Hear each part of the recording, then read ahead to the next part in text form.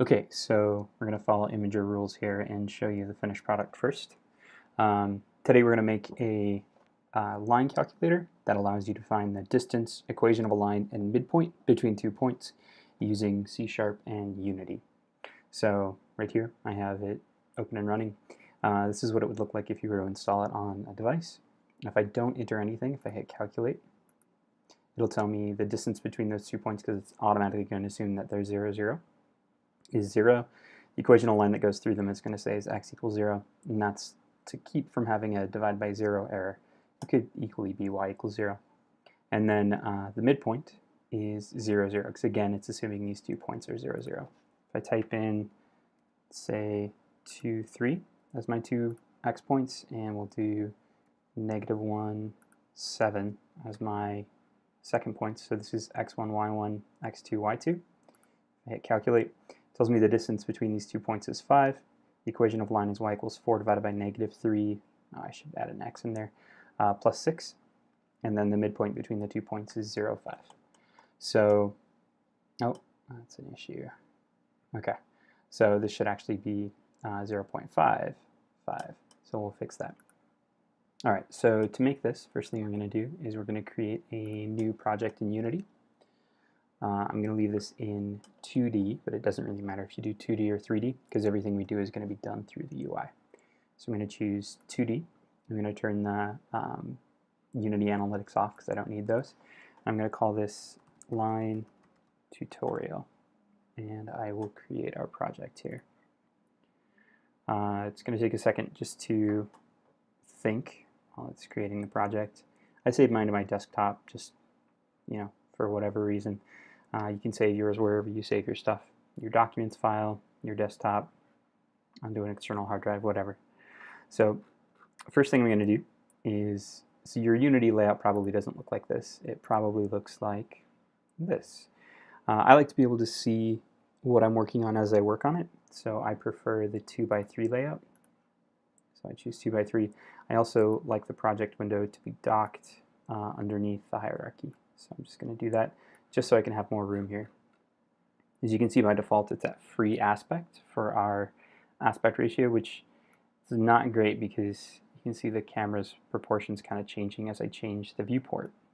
Instead, I'm going to use a viewport that I created, which I'm going to call phone 9x16.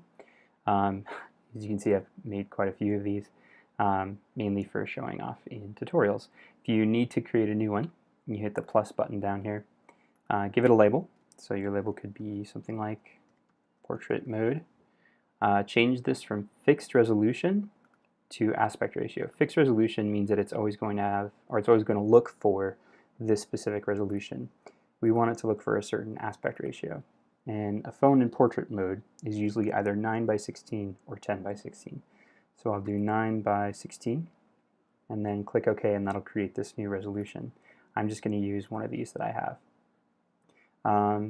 Next thing I like to do in Unity is over here in the hierarchy. I like to first change the camera's background from this default blue that Unity has to something that's a little more appealing, like white or black. Alright, so everything we're going to do today is going to be inside the UI system. So as soon as we create, so you can either create by right-clicking the hierarchy, pressing this create button at the top of the hierarchy, or going up to where it says game object and choosing that.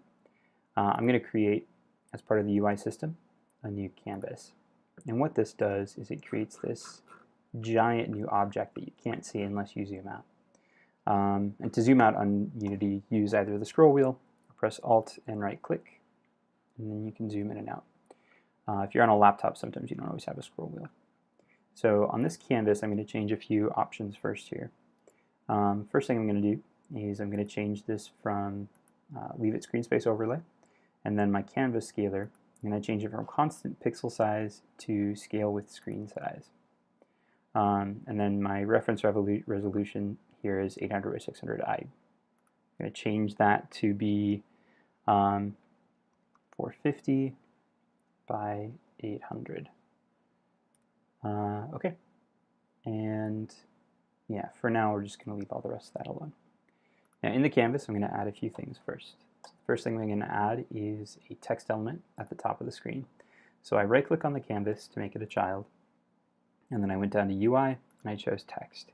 And you'll notice here that because we've set it to constant or to scale with screen resolution, this is a really small text, and we're going to fix that in just a second here. I'm going to move this to the top of the screen, and I'm going to resize it. And then these anchors here are going to tell you pretty much where on the screen this ends up going, depending on if the screen is a different size. So right now, if I hit play, it'll stay exactly where it is here. If I hit maximize on play, though, I'm going to change my screen size, which means that, no, this time it was just fine. No, that's fine. But I still don't want to change those anchors just as a point of preference. So I'm just going to, I like to have my anchors be at the box so that the box takes up the same size no matter what's, or same proportion of the screen, no matter what the screen resolution is. You could just as easily have set your anchors to be top middle, since this is going to be centered and towards the top of the screen. I'm going to call this intro text, or title text, or whatever you want to call it. And the name, the actual text object over here, I'm going to name to line calculator. Now you'll notice it's still super hard to see. So what I'm going to do is I'm going to click on best fit, and best fit automatically scales the text between either 10 or 40, and I'm going to have it go even bigger than 40. Let's say 100. And then over here, you can just kind of resize this, center it, and then center the box. And then I'm going to place the anchors back where I want them to be, if Unity lets me. There we go. And then this one over here as well. Okay. Also, Unity by default makes all text kind of this weird grayish color. I almost always prefer my text to be black. So there we go. Next, I'm going to add a panel where the user can enter the X and Y coordinates of the 2 points. So again, I'm going to highlight canvas and either click create, game object, or right click on the canvas. I'm going to create a panel. Panels, I don't want it to be a panel underneath the intro text. I want it to be its own object. So panel essentially acts like an image. In fact, Unity treats it exactly the same. The only difference is that an image doesn't start out with its anchors at the top, bottom, left, and right. It starts out with its anchors in the middle. So I'm going to just resize this so it's reasonable for user UI, or I guess UI, since that's a contradiction or unnecessary, redundant. And then I'm going to reset the anchors here to be just on the edges of this box. I'm also going to make this box a little bit darker. Right now it has some alpha to it, so it's a little transparent. I'm going to make it dark, so it's this color right here. I'm going to call this the point panel. And then to the point panel, I'm going to add some UI text. And this text is just going to be telling the user to enter point 1. So I'm going to call this point 1 text, and point 1 colon. Again, it's super hard to see. So I'm going to click best fit and have this scale from 10 to 100. Let's just resize this. Make it even bigger if we need to. Okay. And I'm going to set this up there. In this case, I don't always need to have the anchors go on the edges of the box. Instead, you can just kind of bear in mind where the object that you're trying to anchor is in the container that it's being held in. And then, for example, this one, I want it to be in the upper left, so I'm going to set my anchors to the upper left by choosing the rect transform, this custom anchor box, and then having it go to the upper left.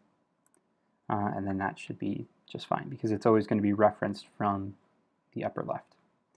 Now I'm also going to create a new text for point 2. Actually, to do that, let's just duplicate point 1 text.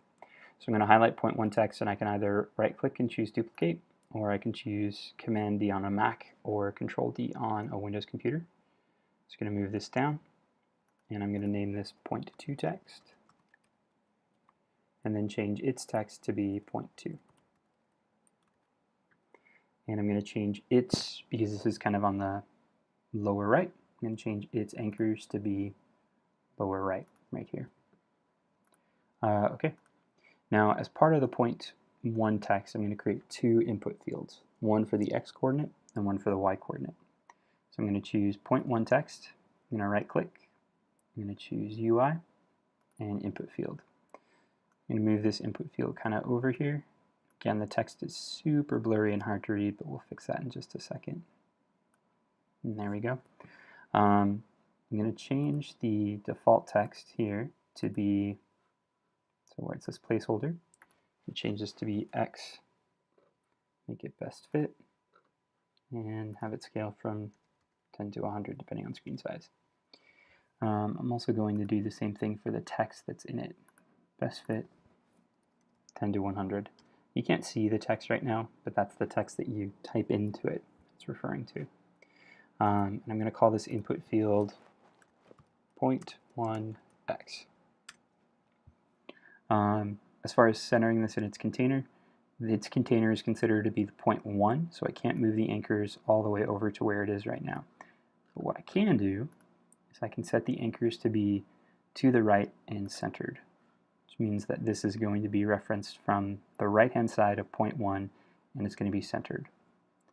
Okay, so I'm going to take this point 1 box and I'm going to duplicate it and move it over, and this is going to be my point 1 y box. So I'm going to call this point 1 y. I'm also going to change the placeholder text to be y, and I'm going to leave this centered at the edge of its container, which in this case is point 1. Okay, so now I'm going to do kind of the same thing here for point 2. I'm going to just choose this x, I'm going to duplicate it, but I'm going to have its parent be point 2 text.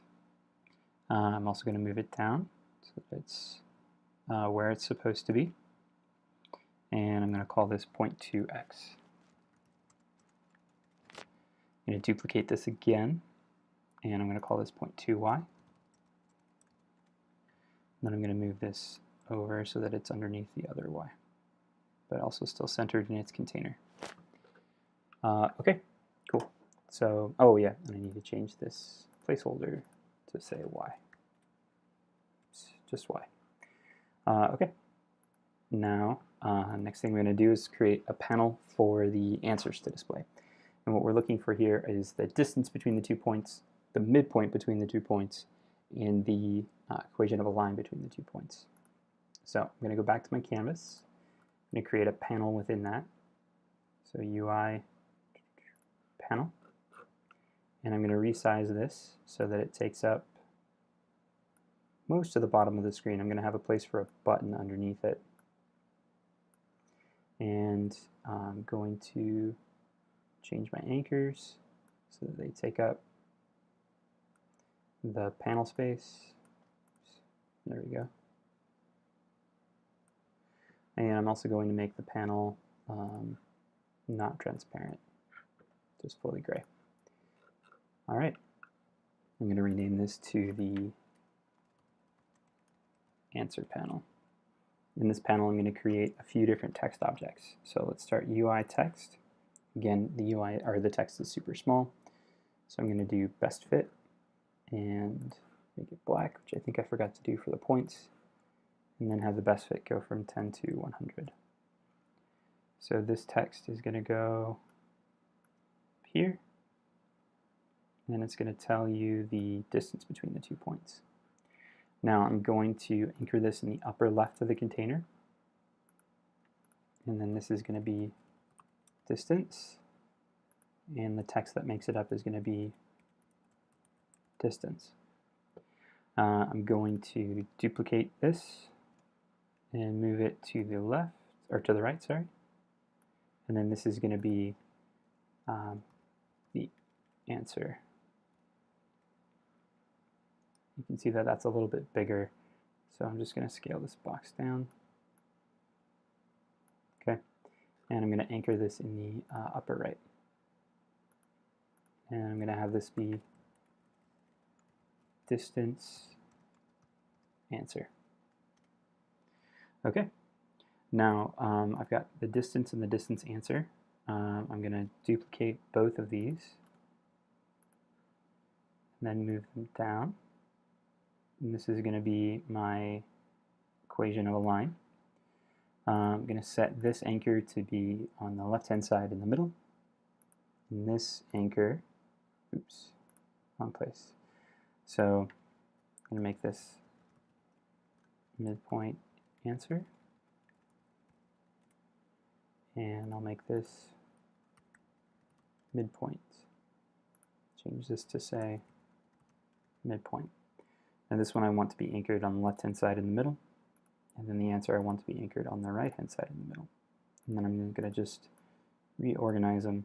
So it goes distance, distance answer, midpoint, midpoint answer. I'm going to duplicate these two. Command D on a Mac, Control D on a Windows PC. Move them down. And then this is going to be equation and equation answer. And I'm going to change the text for equation to say equation. And I'm going to change the anchors here to be lower right and lower left. So let's just kind of go through these and make sure that everything's where I want it to be. Oop, so it's wrong. Equation answer down there. Equation down there. Midpoint answer up here. Everything got all messed up somehow. Not somehow, I just made mistakes. Midpoint over there. Distance answer and distance. All right, cool. Now we're going to create one more UI element, and that's a button that we are going to push. So I'm going to do UI button, and I'm going to move this button down to the very bottom where the user's thumb would usually be. So it's relatively easy to do that. Move this, center it, and I'm going to call this calculate button. And I'm going to change the text to say calculate answers. I'm going to make this best fit and black. And then have it scale between 10 and 100. Alright, now if I hit play, set to maximize on play so you can kind of see what this looks like. So we've got text field that we can type into for 2. And then we can click calculate answers. Nothing happens, but we can interact with this just fine. So in order to make this do what we want it to do, we're going to go to their assets folder, right click, create, or choose create, and then we're going to use C# to do this. I'm going to name this script @manager. Okay, and then let's go ahead and open this up in MonoDevelop.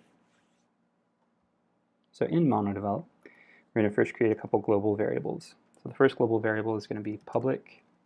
We'll do, actually, before we can do this, we need to make sure that we're using the UI system. So up here at the top, actually, let's make this bigger for you guys so everybody can see what I'm doing.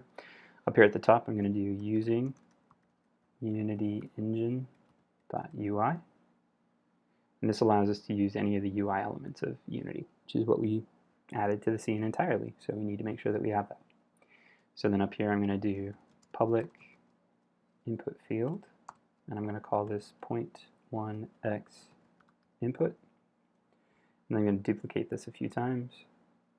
So Command C or Control C to copy, Command V to paste.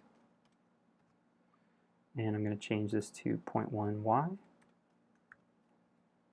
0.2x, and 0.2y. So these are the 4 input fields that we have in our scene. 1, 2, 3, 4 up here. Now I'm going to create 3 text references for our answers. So I'm going to do public text Let's do midpoint answer, public text distance answer, and then public text equation answer. Okay, to start us out, we're going to set each of these to be just nothing, so it doesn't say answer, it just says nothing. So we'll do midpoint answer dot text is equal to an empty string, which is shown by open close parentheses, and then a semicolon to finish our thought. And I'm going to duplicate this for distance answer dot text and equation answer dot text. All right, I'm going to save this, and now I'm going to jump back into Unity and assign these, wire them up in the inspector. So it's going to think. Now, I need to have this script attached to an object in the scene in order for it to work. Now, because some of these objects can change and whatnot, I'm just going to create myself a new empty game object, and I'm going to give it a name of App Manager. This is something that the user will never see. It exists only to hold this script for our App Manager, which is going to control other values. So I'm just going to drag the App Manager script onto it, and then you can see I've got all these empty spaces. 2 for the point 1, 2 for the point y, and then 3 for the answers. So then over here in my point panel, I'm going to take point 1x and wire it up to point 1x input, point 1y, point 1y input, point 2x, point 2y. There we go. And then I'm going to wire up my answers. So actually this is distance, midpoint, and then equation. All right, so now if I jump back in here, there's a few things I need to do. I need to create a container that can hold the x and y inputs for both of our points. So I'm going to do that in the global variables up here. I'm going to say public, we'll make this a float. We'll say x, 0.1x, just 0.1x.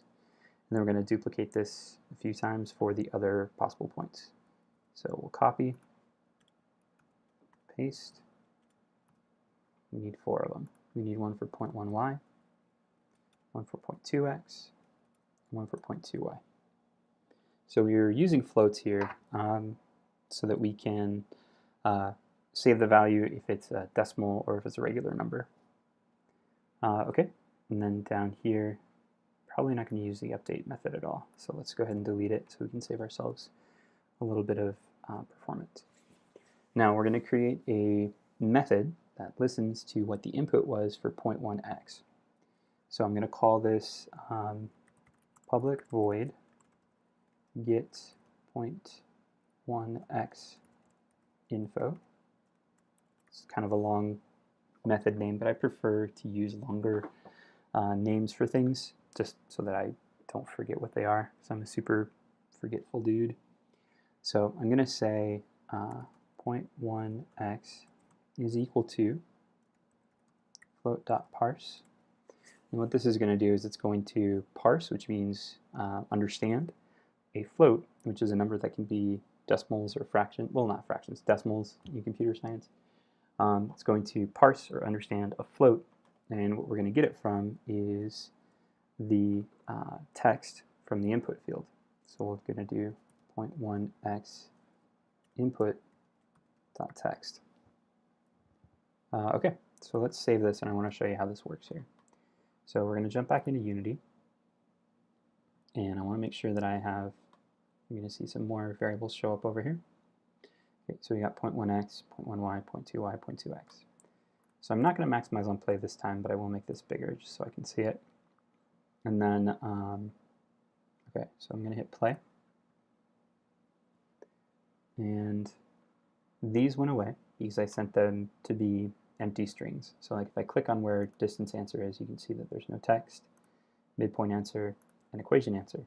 And since I did that in the start method, it happens right away, first thing, when I hit play. Next, I'm going to type in a value for my x here, say 3. Oh, I forgot to wire it up. So let's go here, click on our 0.1x input, and we're going to use onEndEdit instead of onValueChanging. I'm going to click a plus to add something to this. I'm going to use the app manager, so I'm going to pull the app manager into that place.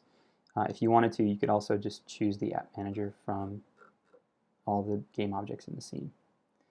Now I can choose a function that's attached to the app manager, and I'm going to use a function that's attached to the app manager script, and it's going to be get.1xinfo, which is what we called it.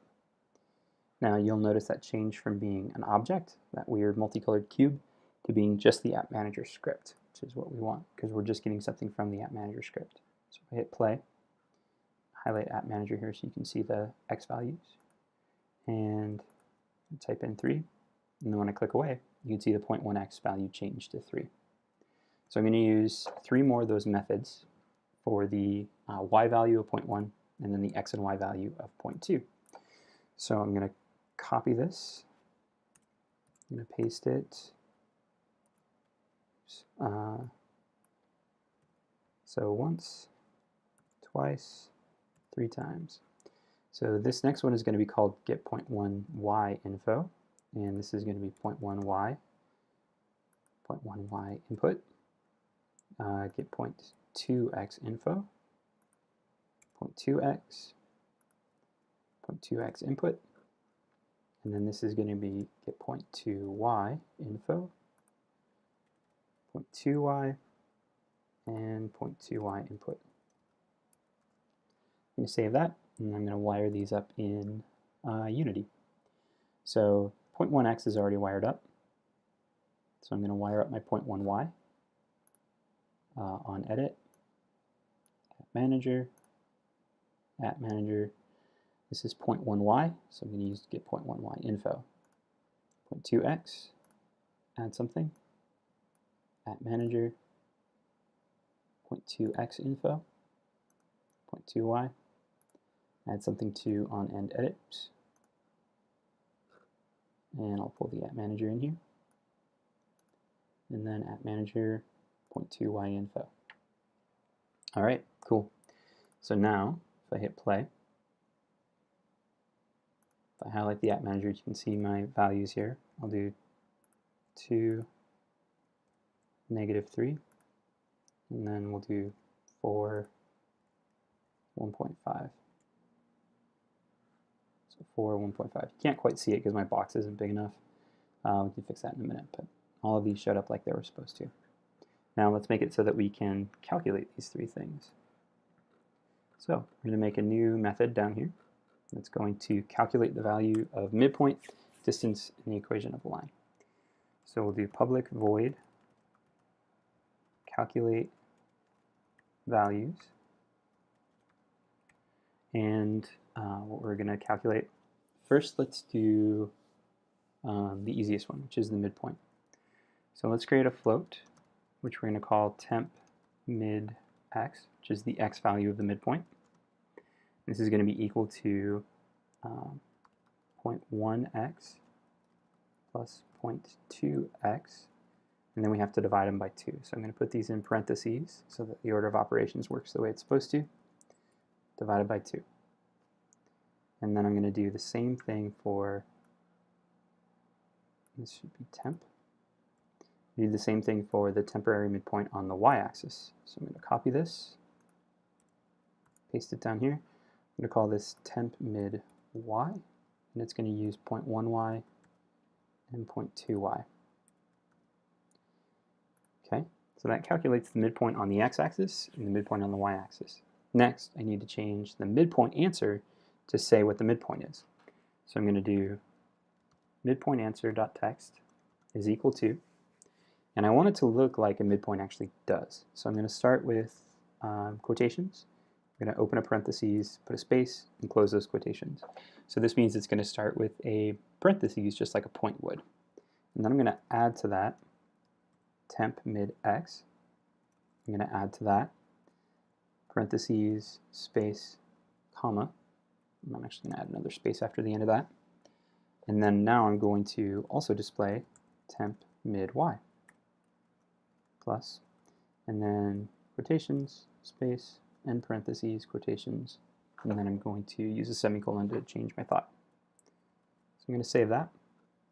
So what this does, just to go over this again here, is when I call this method, which I'm going to do when I press that button, it's going to calculate a temporary midpoint for the x, which is going to be 0.1x plus 0.2x divided by 2. So it's just averaging these two. When you think of midpoint, you should think of average. So x plus x divided by 2. It's going to do the same thing for the y's, y plus y divided by 2. And then it's going to display them so that it looks like an actual coordinate. So it's going to say that the midpoint answer text is going to change to be parentheses, and then the x midpoint, comma, the y midpoint, and then close parentheses. So if I go back in here, I need to wire up that function to the calculate button. So I'm going to choose the calculate button. I'm going to go down here to the bottom, hit plus, and then I'm going to pull the app manager onto this because I want the app manager to be what I'm referencing from. And for my function, I'm going to go to app manager and calculate values. Okay. Now if I hit play, so I should be able to, so if I don't enter anything, it thinks that it's 0, 0. Let's say I do 1.4, and then for the y I'm going to do 3, and then we'll do -2 and 1. Now if I hit calculate, calculates midpoint is -0.3, comma 2. So there we go. It's calculating the midpoint correctly. Let's do the distance next. So to do that, I'm going to, in the same function here, because I want it all to happen at once, I'm going to do float temporary distance is equal to, now the distance formula is the square root of, inside the square root, x2 minus x1 quantity squared plus y2 minus y1 quantity squared. So we'll start with the square root. So to access the square root function in C#, we're going to do mathf.sqrt, and then we're going to open up a parentheses for what we're going to take the square root of. Now the next thing we need to do is do x2 minus x1 to the second power. So to do that, we're going to do mathf.pow for power. And you can see here that it takes a float for the value f and a float for the power. So my f value is going to be in parentheses 0.2x minus 0.1x, and then I'm going to do comma 2 because I'm taking it to the second power. And then I'll close parentheses to end this math power. So this is doing the square root of, right now, it's doing x2 minus x1 quantity squared. And now I need to add to that y2 minus y1. So I'm going to add to it, and I'm just going to copy this here to make my life easier so I don't have to type all that again. So Control C and Control V. Maybe? Yeah, it did. Okay, cool. Instead of it being 0.2x, it's 0.2y minus 0.1y. And to the second power, oh sorry, 0.2y. 0.1y. And then I'm going to close parentheses here at the end just to finish my thought from the square root, and then semicolon to end that. Then the next thing I'm going to do is say that the distance answer text, so distance answer dot text is equal to, and then I'll just have this be open close parentheses because it always needs to be a string, and then plus temp distance. Temp distance. Okay, cool. So if I save this, jump back into Unity, we'll see if I made any errors. I feel like I might have. Just thinking down here. Oh, cool. I didn't make any answers. So if I hit play, these all turn from answer to nothing. If I hit calculate answers, it assumes that I'm entering 0, 0. So let's do 2, 3, 4, 7. If I hit calculate answers, there's my distance, and there's my midpoint. Cool. So the last part is the most complicated part, which is finding the equation of the line. It's really not that bad. So I'm going to go back into my script here, and I'm going to create The only real thing that we need to find is the y-intercept. And if you remember from your pre-algebra or algebra 1, to find the y-intercepts, we can either use the point-slope equation or we can use the slope-intercept equation. I'm going to use the slope-intercept equation, which is y equals mx plus b. So from there, if I put in one of the y values, so say y2, you could use y1, that's going to be equal to the slope, which is the y2 minus y1 over x2 minus x1, times x2 if I use y2, x1 if I use y1, plus b. And that means that b is equal to, so I'm going to call this float temp b, which is the y-intercept. This is going to be equal to 0.2y minus, oops, not equals, minus, in parentheses. I'm going to do another parentheses because I'm doing something inside to find the slope. 0.2y minus 0.1y, close parentheses, divided by, open another set of parentheses for the bottom, 0.2x minus 0.1x, and then this is times 0.2x. So that's what the y-intercept is. Now I want to do the equation answer dot text is equal to. This should look like y is equal to, and then plus. Now I need to do the slope, which I just did up here. So I'm just going to, oops, just going to copy what the slope was. So highlight all this, Control C, Control V. I'm going to add to that x plus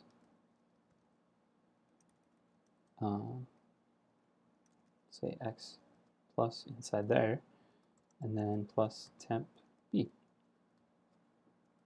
Now if I save this, if I go back in, I'm going to check to see if I made any errors. Again, I feel like I did, but we'll see. Alright, cool. I didn't. So I'll hit play. Now, something happens if I just leave these alone. So NaNX plus NaN. So what NaN means is it's non-applicable number, which means that Unity hit a divide by 0 error somewhere. So let's fix that. So if you have something that has a slope of infinite, so we're only going to do this if, and it's the x that limits that. So if 0.2x minus 0.1x is not equal to 0. So it's only going to do this bit of code if x2 minus x1 is not equal to 0. Because if it is equal to 0, then it causes a divide by 0. Now we're going to do else. And if the x values, x2 minus x1 are 0, that means it's a vertical line. And the equation for that is x equals whatever the x value is.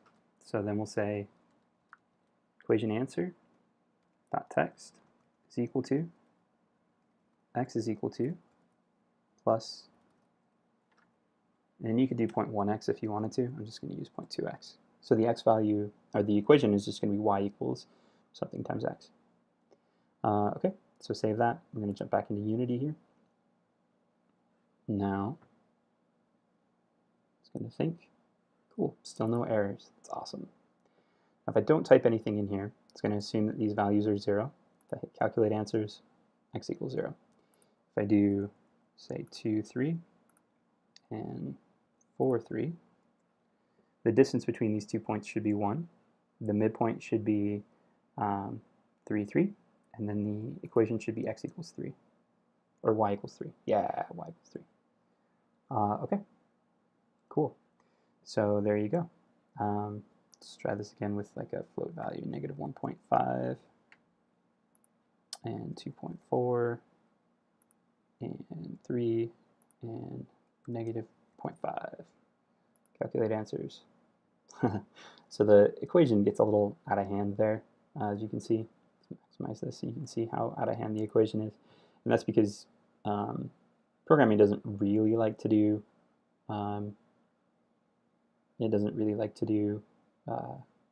fractions, but for the most part it works. Okay, cool. So if you have any questions, please feel free to ask. If you learned something new today, please feel free to like, and otherwise, have a great day.